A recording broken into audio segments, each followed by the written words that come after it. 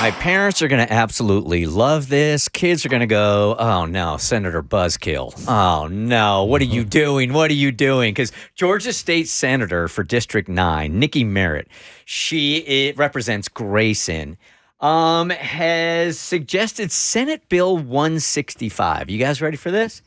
It would require social media sites like Facebook, Instagram, TikTok to stop allowing or take down pages belonging to kids under 14 years old. And if they do, they could face fines up to $50,000 per violation. That amount is insane. $50,000? $50,000. That stopped me. They really wanted to stop. That's what Better get off Facebook quick. The Senator Merrit, is on with us this morning from Grayson. Good morning, Senator. Good morning, Bert, and good morning, Bert Show. How are you guys doing? Really great. From a parent standpoint, I want to thank you. From my kid's standpoint, what are you doing? What are you doing to us? Right. I feel the hate. I feel the daggers, the hate. The kids are like, what's happening? And let me just let you know, Bert, I have been a long-time fan and listener of Bert Show since 2001. I mean, the highlight of Sex and the City days. Thank you. Appreciate it. I love being on today, and this is incredible. I'm glad we're having this conversation. But yeah, you know, I thought I was going to get more hate from like parents, but they're right there with me. And I'm a parent myself. My kids are now in their 20s.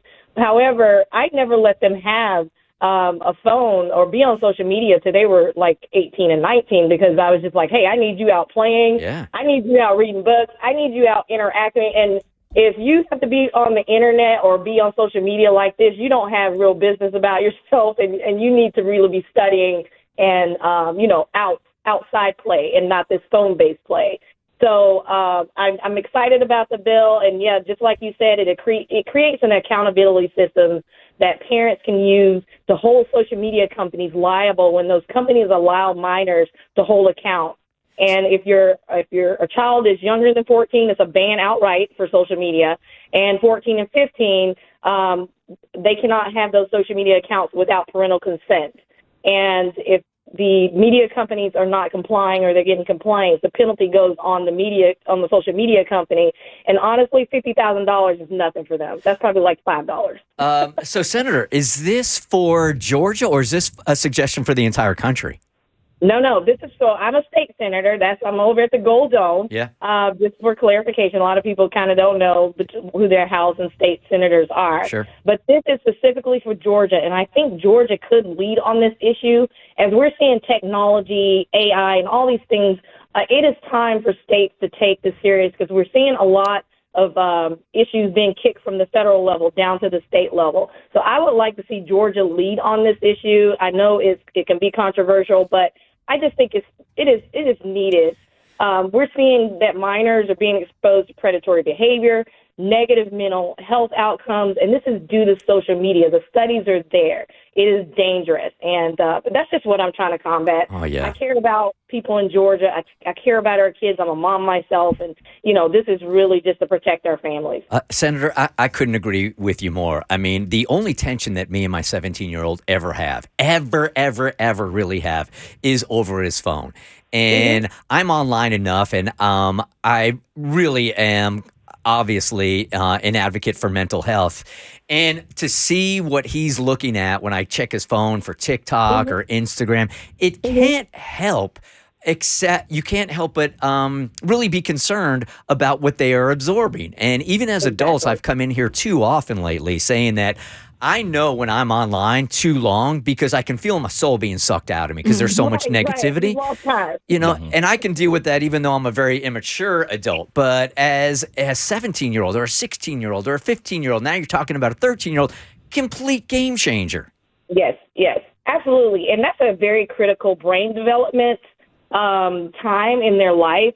And, I really take issue with these social media companies. They are creating an addictive behavior. That's what that is. It's an addiction. And the social media companies don't care because they're making money. So it is up to us as, those out in the state of Georgia, parents, the community. It is up to us to say, no, we want some guardrails here. And we want to support legislation like this and for the health of our kids. Senator Merritt, for those who don't really understand, because I think some people look at social media and they hear us saying it's bad for mental health and they think that's overblown or exaggerated. Can you talk about a few of the reasons why this bill is really important to you and what you would want parents to know about this bill? Okay, it's just what I'm saying. We are seeing some very negative mental health outcomes. Social esteem is impacting, especially young girls, their self-esteem. And just the time that they're spending on social media. They could be out studying. They could be out reading a book. They could be out talking and interacting with family. So it's impacting their social skills as well. I think you guys are noticing that kids don't even have the same social skills I did, because we were play-based, right? We were outside. I'm a Gen Xer. So it is impacting, all of this mental development, all of this social development, and it's happening on social media. And one other thing I want to point out is, because I'm getting some pushback from some parents that say, oh, parents should regulate this. Well, guess what? Our parents now are busy. They're working. And how many parents don't really know, how often their kids are actually on social media, right? Like, so if we could put maybe some guardrails on them just having access to that account, and the social media companies will know when a child is on that account. They know. They have the data. So I think some guardrails is what we need to help our parents, because I get it. They're working. They don't know what their kids are doing like 24 hours. So this is exactly what we're trying to. We're trying to help parents and just combat and get some better outcomes, mental health outcomes for our kids. Sure, we got about 2 minutes left here, Mo. Okay, I completely agree with you, Senator. Hello, I was just wondering, and you kind of touched on it there, but what would your response be to parents who don't necessarily agree and feel like, listen, as the parent of my household, I should determine what my kids can and cannot do? Yeah, and my response would be like, do you know what your kid is doing on social? Are you aware of their social media activity all the time? Are you aware that they could probably still get one, from a friend or something? So it's really hard, and I know it's touchy with parents, but I do want them to know that my intent is to truly help them and to help their child. And if they could just kind of look at it as a positive thing, that maybe, hey, yeah, let me think about this. Yeah, maybe 14 is a little too young. Yeah, maybe I am seeing some negative kind of, outcomes for my kid being on too much. You don't even have to do a very deep dive into the statistics on mental health and self-harming now, and kids telling that it's because I'm trying to keep up with people, and there's bullying going online in ways where you and I, Senator, didn't have to deal with it back in the day. If someone was going to bully you, it was physically. Now they can form this posse and they can bully you online anonymously, and it is really affecting our kids. Senator, is there and it could be forever too, Bert. Yeah. It stays on there forever. The bullying doesn't stop. When it's on social media, it stays there. So just keep that in mind. Yeah, I'm so concerned about this. Is there a way, besides having you on here to talk about it, that I personally can help here? Because I am totally buying into this, and I've said it for years and years and years. What can I do? Awesome. And that's all I needed to hear. So right now the bill is stalled in the General Assembly. I have not had a hearing on it, and I cannot get movement on it. So I need people to call your General Assembly state senator. You can go to your My Voter page to find out who your state senator is.